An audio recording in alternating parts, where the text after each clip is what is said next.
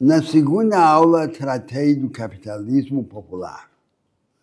O capitalismo popular envolve a maioria do país, as pequenas e médias empresas retrógradas e a massa de agentes econômicos individualizados, informais ou precarizados, a maioria deles, numa dinâmica de produtividade crescente.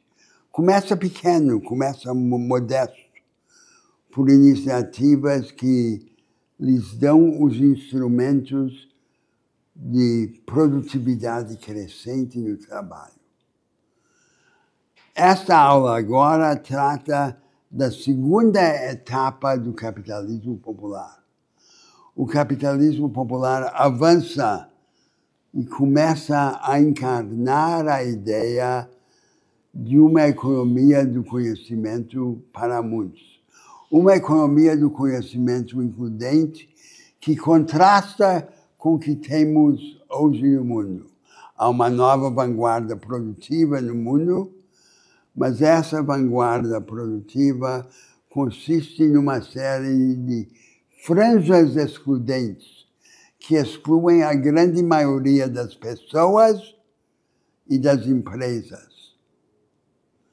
O nosso objetivo no Brasil precisa ser associar o nosso desenvolvimento nacional com a libertação da humanidade pela construção de uma economia do conhecimento para muitos, trazendo à humanidade a luz e o alento de um novo paradigma econômico que aproveite o potencial libertador da economia do conhecimento, em vez de permitir que a economia do conhecimento degenere num projeto elitista e excludente.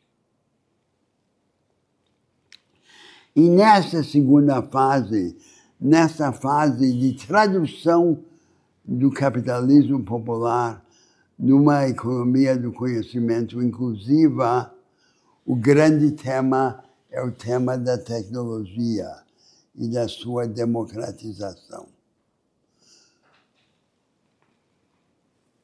Comecemos pensando sobre a natureza da tecnologia. O que é a tecnologia? Há duas maneiras de pensar a tecnologia. De um lado, a tecnologia pode ser descrita como a materialização de um canal entre dois tipos de experimentos. De um lado, os nossos experimentos na mobilização das forças naturais a nosso favor. A força elétrica, a força magnética, a força nuclear e assim por diante. De outro lado, os nossos experimentos na organização da divisão técnica do trabalho, a maneira de organizar a cooperação do trabalho. A tecnologia, sob esse ponto de vista, nada mais é do que essa ligação, esse vínculo entre essas duas formas de experimentos.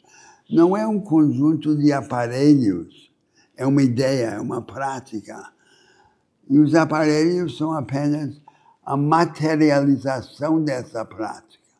Agora, há uma segunda maneira de pensar a tecnologia. De um segundo ponto de vista, a tecnologia marca a fronteira móvel entre o que já aprendemos a repetir e o que ainda não sabemos repetir. Tudo o que sabemos repetir podemos expressar numa fórmula ou num algoritmo. Em seguida, encarnamos o algoritmo no aparelho mecânico, na máquina. Vista desse ângulo, o propósito da máquina é fazer para nós o repetível, para que nós possamos reservar o nosso recurso supremo, o tempo, para o ainda não repetível. Nenhum ser humano deve ser obrigado a fazer o trabalho que uma máquina poderia fazer. O objetivo é associar a máquina, o instrumento do formulaico do algoritmo, ao homem com imaginação. E essa aliança entre a máquina que faz o repetível e o homem imaginativo que descobre o novo é o instrumento do nosso avanço. Qual é, então, o sentido da tecnologia na construção de uma economia do conhecimento para muitos? A tecnologia não tem uma lógica evolutiva intrínseca. Não há uma lógica imanente na evolução da tecnologia que determina o seu futuro. A tecnologia tem a lógica que nós lidamos. Nós é que criamos a lógica evolutiva da tecnologia. E para que haja uma economia do conhecimento includente, a lógica da tecnologia tem que obedecer a 3 critérios. A combinação desses critérios começa a definir o que seria essa economia do conhecimento includente e, portanto, qual é o destino último do capitalismo popular. O primeiro critério é que a tecnologia deve evoluir numa direção que seja, sobretudo, útil aos agentes econômicos mais importantes. A maioria, as pessoas comuns, e não os grandes oligopólios ou as mega empresas. E na nossa realidade, na realidade de que partimos no Brasil, útil sobretudo para os 2 grupos estratégicos que defini. De um lado, as pequenas e médias empresas retrógradas e relativamente improdutivas da economia periférica, e, de outro lado, a multidão de agentes econômicos individualizados, sobretudo os informais, os precarizados, que começam trabalhando no pântano do trabalho improdutivo, mas que evoluem para um aumento cumulativo de produtividade no seu trabalho. Não são os oligopólios do Vale do Silício, é a massa pequena da humanidade que adquire o poder da tecnologia, portanto, privilegiar a construção de tecnologias que sejam assimiláveis por esses agentes de acordo com sua capacitação crescente de assimilar, entender e operar. O segundo critério é que a tecnologia evolua num rumo que priorize o equipamento e o empoderamento do trabalhador, e não a substituição do trabalho pela máquina. Portanto, o destino preferido da tecnologia não é a automação do trabalho, é o empoderamento do trabalho e do trabalhador. E isso tem que ser feito com a participação do Estado e da iniciativa privada juntos na construção desse caminho. Hoje, no Brasil, essa parceria na transformação da tecnologia seria construída pela aliança entre os mensageiros da economia do conhecimento, os jovens empreendedores que encarnam essa prática de vanguardismo tecnológico e as organizações que herdamos do corporativismo varguista, como Embrapa, Sebrae, Senai, Senac, bancos públicos de desenvolvimento, e que teríamos de pôr a serviço do projeto do capitalismo popular. O terceiro critério que deve definir essa nova lógica da tecnologia, da evolução tecnológica, tem a ver com o desfecho derradeiro. Qual é o objetivo último que deve marcar esse rumo? Sempre, em qualquer proposta programática, os dois passos decisivos são definir o rumo, e o rumo é definido, sobretudo, pelo propósito derradeiro, pelo desfecho do processo, escolher, dentro da circunstância histórica atual, os primeiros passos para começar a nos mover naquela direção. Esses passos são os passos do capitalismo popular na realidade do Brasil, filtrados pelo prisma das realidades regionais, das políticas regionais de desenvolvimento. E o rumo é o rumo que agora eu vou definir. O objetivo último, a ambição última, não é construir uma máquina que simule o intelecto humano, que seja o substituto da mente. Essa seria a ideia da inteligência artificial geral. Ter uma máquina que fosse como uma supermente.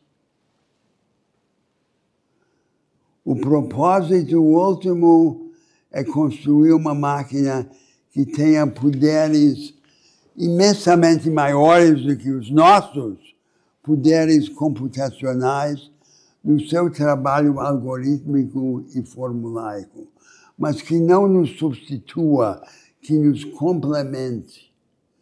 E qual é essa complementação entre a alta tecnologia e a imaginação? Para explicar isso, eu vou aludir a uma ideia do filósofo Schopenhauer, em sua obra mestra. Schopenhauer pergunta qual é a diferença entre um homem de talento e um gênio. E ele diz o seguinte: o homem de talento é um arqueiro que alcança um alvo que outros não conseguem alcançar. É um poder, é uma potência, é uma capacitação prática. E o gênio? O gênio é um arqueiro que alcança um alvo que outros não conseguem ver. Portanto, a genialidade não é uma superinteligência, não é uma forma de poder, é uma forma de visão. E é essa visão que constitui a imaginação. O que é a imaginação? Como é que nós imaginamos? A imaginação tem dois passos. Um passo é o distanciamento do fenômeno. Para imaginar, nós precisamos nos separar do fenômeno. A imagem é a memória de uma percepção, não é a percepção. Mas o segundo passo é o passo decisivo. Para imaginar, nós precisamos ver o fenômeno atual como uma variante de uma série de transformações possíveis no terreno do possível adjacente. É assim que entendemos qualquer processo natural ou social. Entendemos imaginando as suas transformações próximas. Aquilo que ele pode vir a ser a partir do que ele é hoje. Esse é o sentido da evolução da tecnologia. E aí a parceria entre a máquina algorítmica e a pessoa humana equipada com a imaginação, a capacidade de inventar o novo, situando-se nesse conjunto de variações possíveis, é o destino da alta tecnologia e o sentido último da economia do conhecimento, associando produção e descoberta, produção e experimentalismo, produção e revelação do novo. A nossa cultura, a nossa identidade nacional é caracterizada por uma grande anarquia criadora, a vitalidade, o sincretismo, a mistura de tudo com tudo. No Brasil, o sincretismo é ao mesmo tempo o problema e a solução. Nós precisamos não suprimir essa vitalidade, esse sincretismo, como na ideia do ensino enciclopédico e dogmático, porém decantá-lo, purificá-lo, equipá-lo. A inteligência artificial pode ser usada à luz dessa ideia que propus como uma maneira de empoderar, não é substituir. A inteligência artificial, por exemplo, permite a uma enfermeira acessar o conhecimento médico e assumir muitas das tarefas diagnósticas ou terapêuticas de um médico. Porque a inteligência artificial não é um conhecimento fixo e dogmático. Ela, se adotarmos uma comparação musical, não é a execução da música clássica, é o jazz, é o improviso. Esse é o sentido que nós devemos dar às tecnologias da economia do conhecimento. Vamos dançar nesse novo baile, que é o samba, o tango. Não é a valsa organizada segundo o ritmo da música clássica. Essa é a transformação ao mesmo tempo espiritual e prática que nos traria a economia do conhecimento.